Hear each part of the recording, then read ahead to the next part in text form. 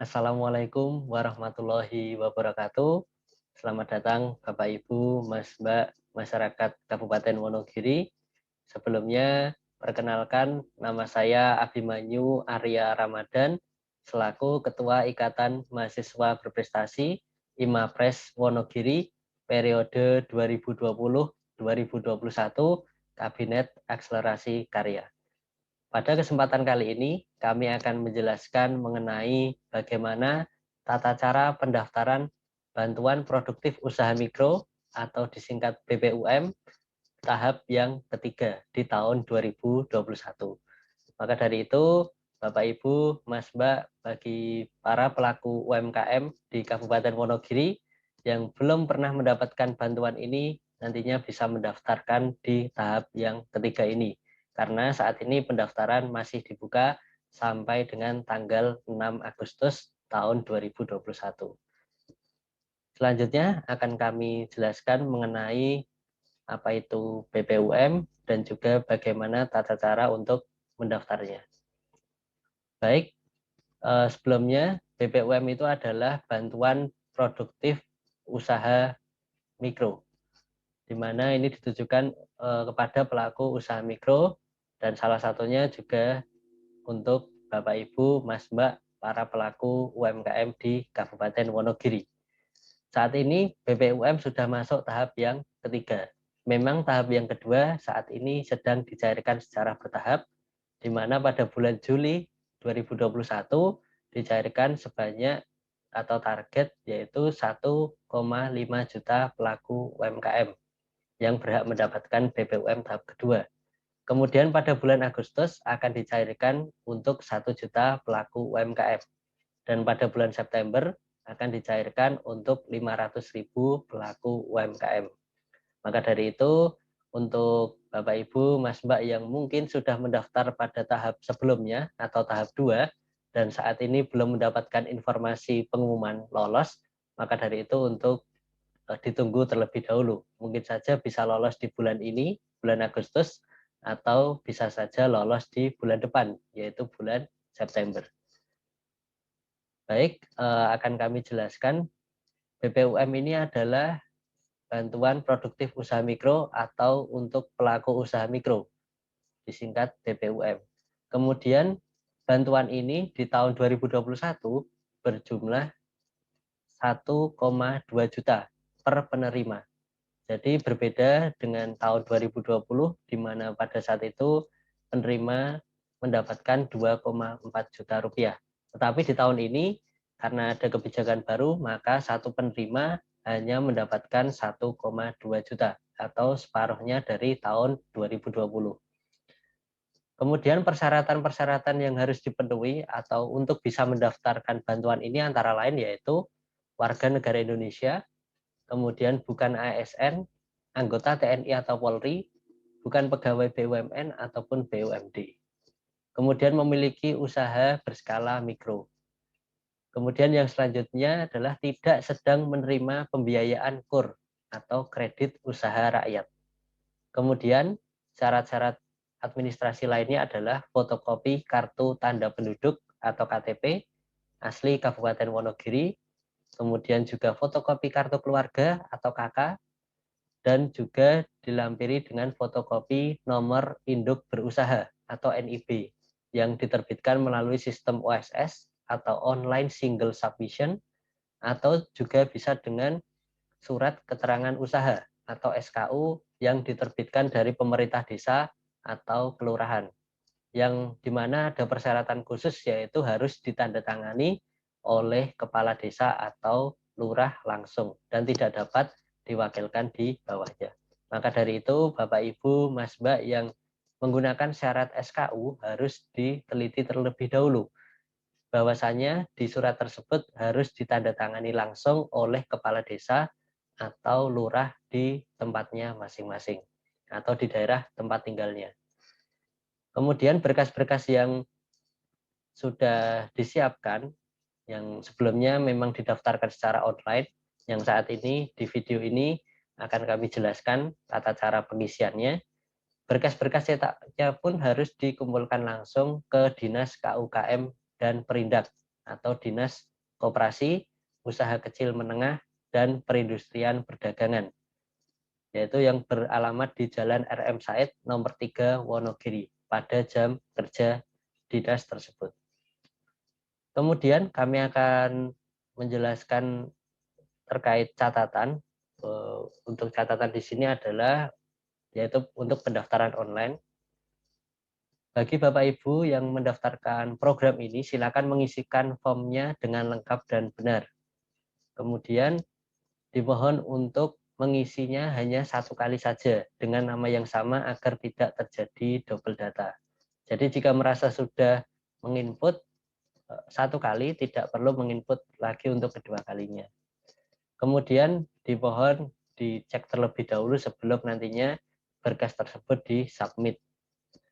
Kemudian untuk kesalahan lain-lain itu menjadi tanggung jawab bagi Bapak Ibu, Mas Mbak semua yang mendaftarkan bantuannya. Jadi dalam pengisian ini dimohon untuk diteliti secara detail dan rinci apakah isiannya sudah benar.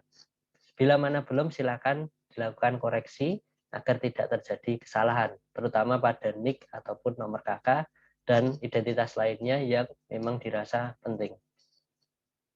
Kemudian akan kami berikan tutorial cara pengisiannya. Bapak, Ibu, Mas, Mbak semuanya bisa menyimak pada video kali ini.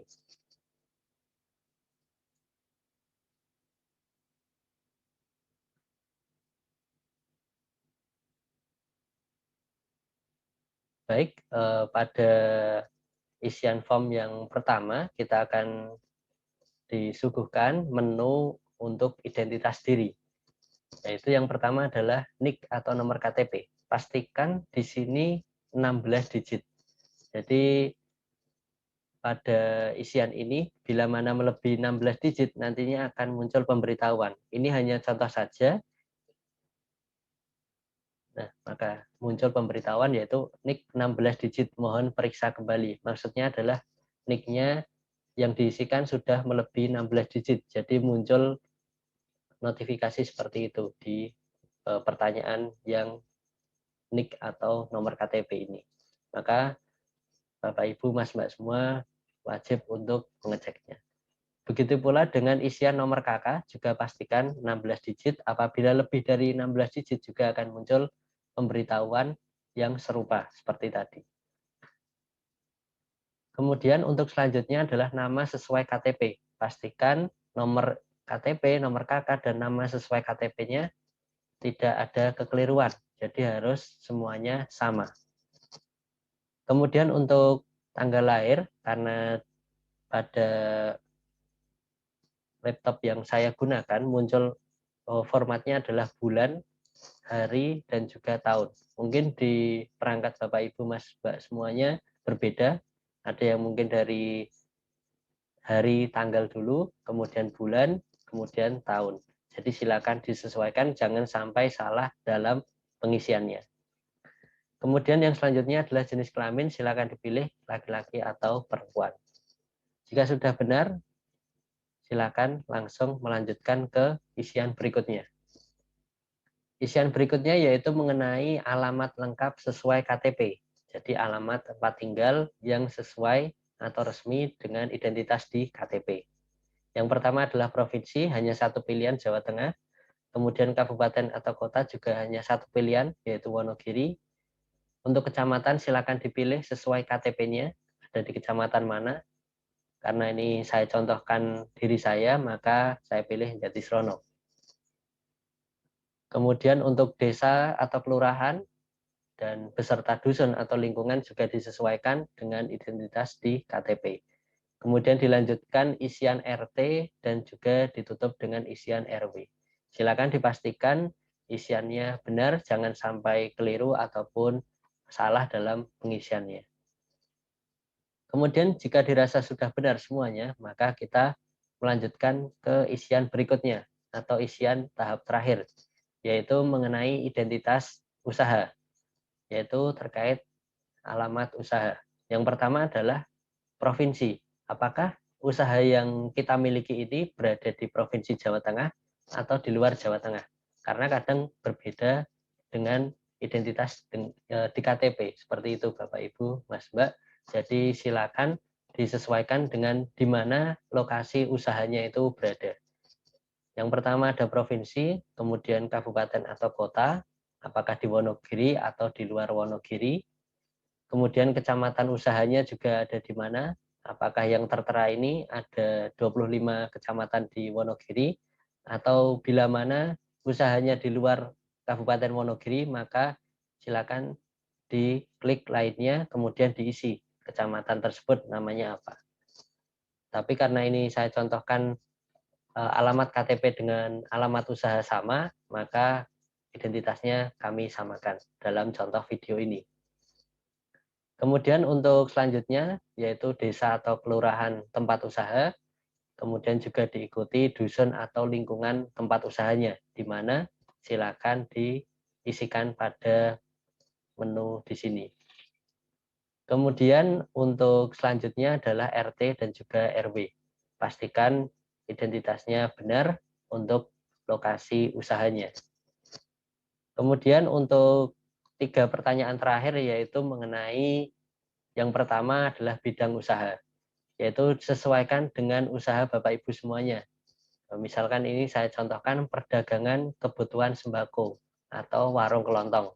Bisa juga dengan online shop, kemudian jasa pengelasan atau reparasi sepeda motor, jasa bengkel, jasa potong rambut, jasa salon, dan lain sebagainya. Silakan disesuaikan dengan bidang usahanya.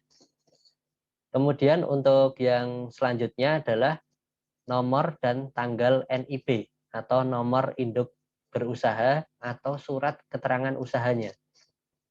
Di sini ada contoh yaitu nomor, kemudian tanggal dengan contoh penulisannya adalah seperti ini. Maka dari itu Bapak Ibu, Mas Mbak semuanya wajib mengisikan nomor surat disertai dengan tanggal diterbitkannya surat tersebut.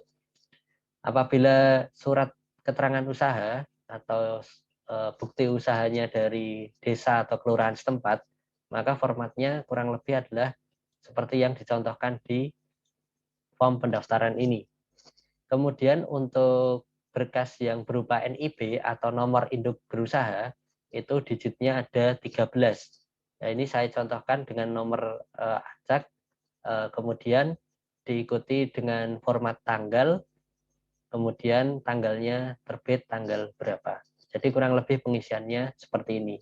Ini jika memakai NIB, contohnya tanggalnya disesuaikan dengan tanggal terbit. Kemudian contoh yang sudah ada di form pendaftaran ini adalah contoh nomor surat keterangan usaha yang diterbitkan dari desa atau kelurahan masing-masing. Jadi wajib diisikan jangan hanya nomor suratnya, tetapi juga diikuti tanggal terbitnya itu tanggal berapa. Kemudian untuk isian yang terakhir yaitu adalah nomor HP yang aktif, di mana di sini ada petunjuk untuk diawali dulu dengan tanda petik. Maka di sini tanda petik baru 08, kemudian diisikan nomor HP yang aktif sesuai dengan yang dimiliki Bapak Ibu Mas Mbak semuanya. Apabila semua isian sudah dirasa cukup atau sudah yakin benar, maka Bapak Ibu Mas Mbak semuanya silakan klik submit. Dan apabila masih ragu dengan isian sebelumnya, silakan klik kembali atau back. Nah, maka dari itu pastikan seluruhnya benar, dan setelah benar maka silakan kirim atau submit. Bila mana sudah tersubmit, nantinya tampilan yang akan muncul adalah seperti ini, di mana data yang diinput sudah berhasil. Nah, kemudian Bapak Ibu Mas Mbak semuanya pelaku UMKM di Kabupaten Wonogiri yang mendaftarkan BPUM tahap yang ketiga ini di tahun 2021, setelah mendaftarkan secara online, wajib untuk mengirimkan berkas yang diminta, yaitu antara lain fotokopi KTP 1 rangkap atau 1 lembar, kemudian fotokopi KK 1 rangkap atau 1 lembar, kemudian disertai fotokopi NIB atau yang asli dari surat keterangan usaha dari pemerintah desa atau kelurahan. Jadi ada 3 berkas. Yang pertama fotokopi KTP, kedua fotokopi KK, kemudian yang ketiga berkas nomor induk berusaha, fotokopinya atau juga boleh asli. Kemudian bisa juga bila mana tidak memakai NIB, silakan bisa memakai surat keterangan usaha yang diterbitkan dari desa atau kelurahan masing-masing. Yang dimana pada surat keterangan usaha itu ditandatangani langsung oleh kepala desa atau lurah dan tidak dapat didelegasikan kepada jabatan di bawahnya.